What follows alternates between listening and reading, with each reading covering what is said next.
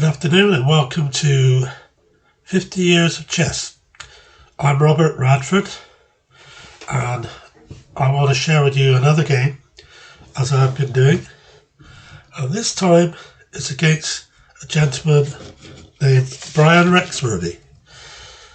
Back in the late 1980s, around about 1990, I played for a club called Little Thatch, and we were playing Keynsham Chess Club at the Little Thatch Club, and I met Brian there and we played this following game. I hope you enjoy it. I did. It was a very interesting game, and when I went over it the other day, first time for many years, I suddenly realised, I thought, wow, this was quite a good game. So anyway, here we go. I had the black pieces and Brian began with d4. I played knight f6. He played knight f3, g6, g3, bishop g2, b7, and then we went into an Indian situation. Castle, knight c3. That was a little bit different. I don't see that very often. It's creating a c pawn that's going to need protected. It's not using it. You kind of do that when you intend castling queenside, or in Sicilian sometimes when you castle kingside and you have the open file, the c file, after the exchange on d4, where the rook and the queen sort of attack the b2 pawn, an x-ray attack. So I played knight d7, rook e1, and I threw in c5, which is a well-known variation in this line of attack. g6, h6, bishop takes, knight takes, pawn takes, queen swap coming up. But first, or after, he played rook d1 and I played bishop to f5, hitting the c2 pawn. And that's a problem for him, because now, even if he swaps rooks off, he's still got to defend that c2 pawn, which I was on about earlier, which is why I think made knight c3 not such a good move, especially with the dragon bishop on g7, looking down at that b2 pawn. So he moved his rook back to c1, which allowed me to sort of start taking control of this game, because you can't do that where you give up an open file after getting onto it in the first place. So I come in with my knight, and it's obvious what I'm attempting to do with this bishop on g7 combined with the knight on e4. So Brian came up with this idea of knight h4, hitting my bishop. It's faulty. This is faulty. It's not the right move. He would have been better swapping knight for knight, bishop takes knight, and then maybe c3. But he was worried, I think, about my castle, rook coming into d2, hitting the b pawn. Anyway, this began a sequence of moves which favoured me greatly. Knight takes c3, knight takes g5, knight a2 pawn, rook a1, knight b4,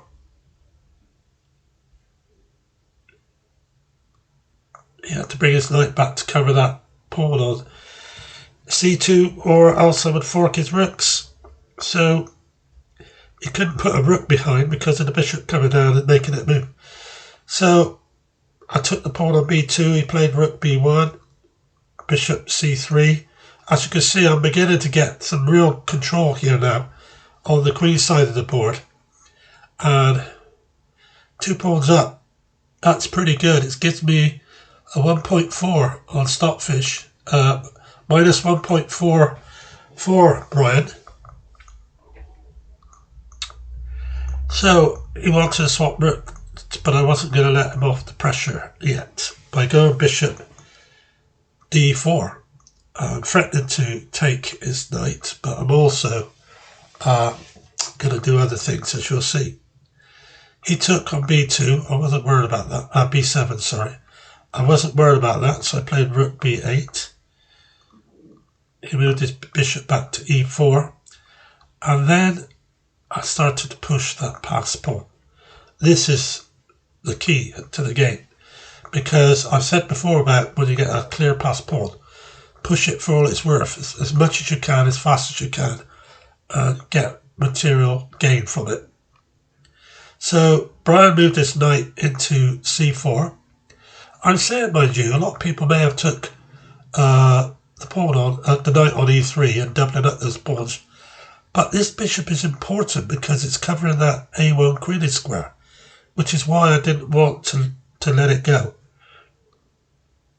a4, e3, forcing me to move my bishop, so I put it back to c3 again.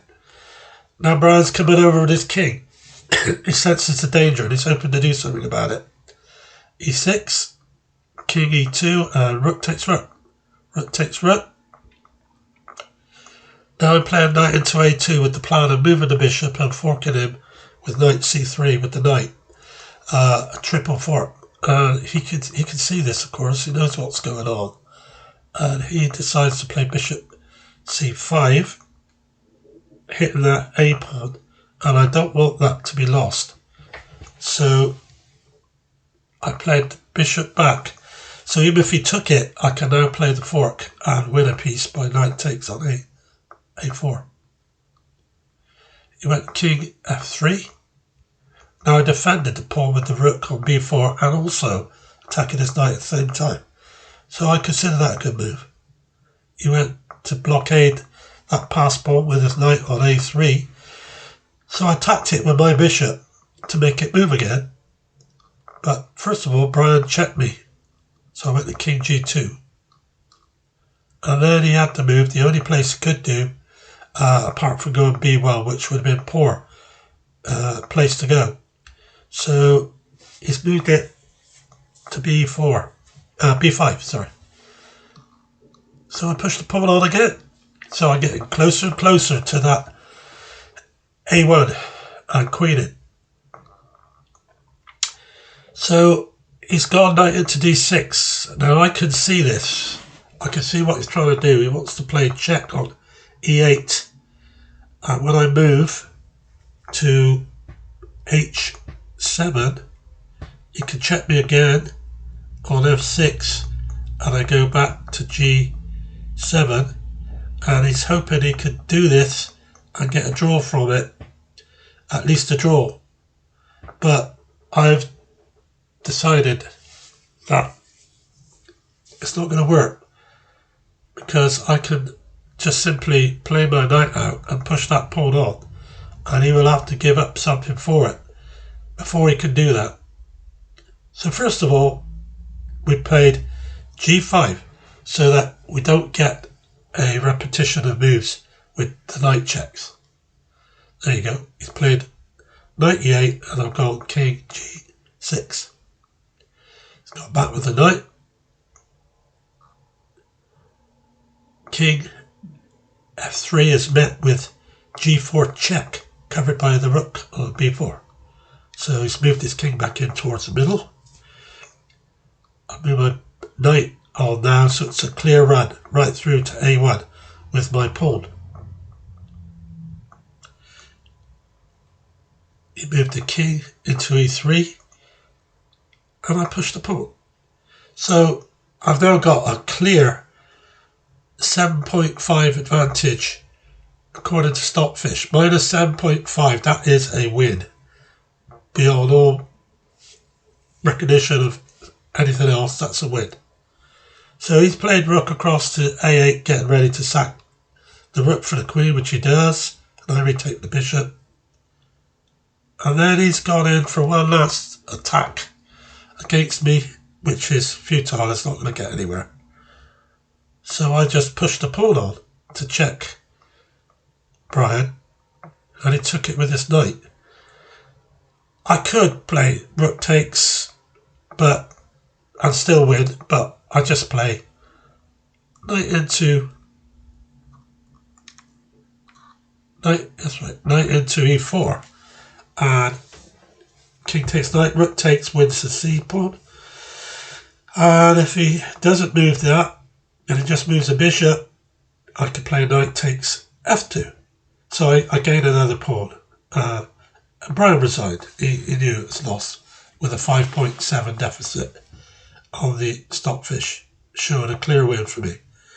So this was an interesting game, and it's largely to do with judging and estimating when it's time to retaliate to an attack against you. My opponent, Brian, tried to retaliate with knight on h4, so that he said, you attack me, I'll attack you. But you got to look further than that. You got to look, I mean, we're talking 3-4 moves, no more than that. And he would have saw that he would come off worse by 2 pawns. But he just didn't look that far. Sometimes it's not that we can't do it. It's just that we're too lazy to do it. And we've got to train ourselves. That's what makes people better players. This is why you get players in the Bristol League in the top division who are really strong players. It's because they're good at analysing and they're consistent with their results. And so they've learned how to do all this. They've trained themselves. No matter how tired they may be feeling after a day's work or whatever, they know that they have to look at everything and to work out everything. Like when I played John Curtis from Clifton, it was John had to be careful, he had to check everything, and he survived the draw. I got a draw. And against a weaker player, I'd probably won that. But John, being a strong player that he is, was able to ride the storm and see it out. And so, unfortunately for Brian, he wasn't able to. So thanks for watching this game. I hope you enjoyed it, and we'll see you again shortly, and I'll bring with you some more games.